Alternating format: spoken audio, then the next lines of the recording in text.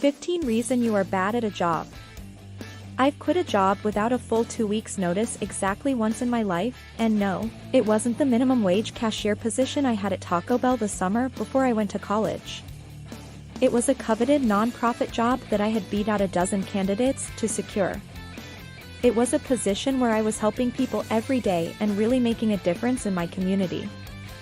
And it was a job that caused me endless stress, self-doubt, and made me question whether or not I was making the right choice to stay. There are hundreds of famous quotes surrounding the topic of quitting, most of which hold the same sentiment. It's never okay to quit. Quitters don't win. You can only succeed if you stick it out and suffer through the hard times. I think those ideas are outdated. I would argue that, sometimes, quitting is the best choice you can make for yourself. But even as someone who has felt the relief of being able to walk away from a bad work environment, it wasn't an easy choice to make. 1. It's no longer encouraging your growth. The best athletes will often diversify their physical training or dramatically change their routines. This is because, at some point, everything we do too consistently ceases to be a source of growth. When you notice a source of purpose is no longer helping you grow, look to reinvention or some other change. Leaving a job is a big decision, so I always encourage people to first see if there are ways to craft their work or make changes within their current professional environment, before moving on. Often, reinvigorating your work can be as simple as seeing it differently and modifying it in small ways, something often referred to as job crafting. But if you've exhausted that path and can no longer grow in your profession, it might be time to move on. 2. You've achieved what you set out to achieve. Sometimes, you may lack growth in your current position because there's nothing left to aspire to. A former colleague of mine played in the NFL. The first phase of his life was all about football. But after he retired, he found he was satisfied with that period of his life, which had been an incredible source of meaning, and was ready to leave it behind. Sometimes we simply accomplish what we set out to achieve and are ready to move on to new challenges. 3. You actively look for ways to avoid your job. I had a friend who loved writing. But at some point, she had grown tired of it and began seeking ways to avoid it, procrastinating, choosing almost any activity from laundry to yard work over putting words on a page, and getting lost on social media when she'd finally sit down to write. She realized, ultimately, that she needed a long break from writing if she was ever going to fall in love with it again. Sometimes, you need to power through something to develop a positive habit. All of us should exercise, for example, but it can be hard to get started, but other times it's necessary to take a temporary or permanent break. A profession should be something we approach with curiosity and anticipation, not avoidance. Instead of procrastinating, aim to finish projects and individual tasks as soon as you can. You may consider writing a daily to-do list, organizing your calendar, or asking for help adhering to deadlines when you need it. 4. Working in disorganization. Another bad work habit is being disorganized. Disorganization can lead to missed deadlines, work taking longer than expected to complete, and you being unprepared for meetings. To combat disorganization, create a system that works for you. You may need to time block your calendar, use a physical filing cabinet, and organize your computer files into folders. Clean your cluttered desk and gather what you need for a meeting in plenty of time. 5. Showing up late. You may run into traffic on the way to work, forget about a scheduled meeting, or wake up late for work.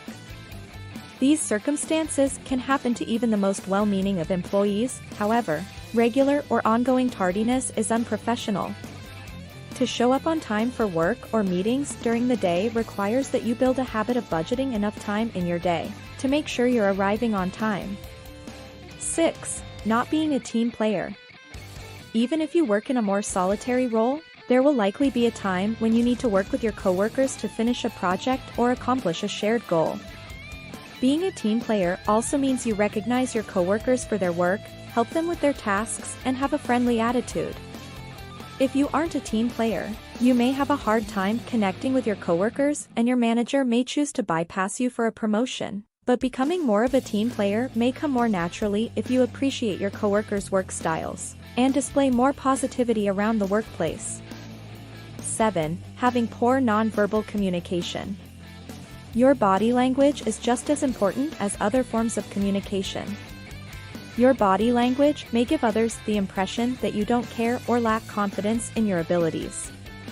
Instead of continuing with this bad habit, pay close attention to how you present yourself to others. Make sure to maintain eye contact when someone is speaking and keep your arms uncrossed so you don't give the impression that you're indifferent or upset. 8. Becoming distracted. There are a lot of distractions in any workday and work environment. From a loud office to notifications on your cell phone, distractions can interrupt your workday and deeply affect your time management. If you have a bad distraction habit and it's keeping you from work, focus on what your distractions are and find ways to eliminate them. If your phone distracts you, put it in a desk drawer. If you're distracted by email notifications on your work computer, consider shutting them off and only checking your email during certain times of the day. 9. Not accepting feedback. Even if you've been in your same career for several years, there is always the opportunity to learn. Your manager, and maybe even your peers, may provide you with feedback on your work, and it's key that you be able to accept and appreciate that feedback. If you aren't able to, you could limit your potential for advancement opportunities. To get used to accepting feedback, regularly seek it. With feedback from others, you can improve your work and feel more confident in your role. 10. Taking too many breaks. When you are away from your work for too long, it can lessen your actual working hours. Even though your employer may allow you to have breaks throughout the day, it's important to keep them to a reasonable quantity and length. To improve on this bad habit, understand why you're taking too many breaks. If it's because you can't stay focused on your work for a length of time, you may consider changing where you work from in the office. If you're taking a lot of breaks to meet with friends from another department, suggest that you meet for lunch instead. 11. There are substantially better opportunities available at another organization. Even at jobs that are comfortable, with a positive work environment and supportive colleagues, if there are substantially better opportunities at other organizations in your field, you should consider quitting to pursue them.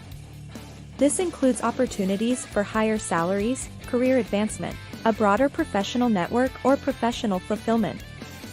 Even if there is not one specific opportunity you are pursuing elsewhere, if thorough research of other companies reveals better opportunities outside of your organization, you should consider quitting.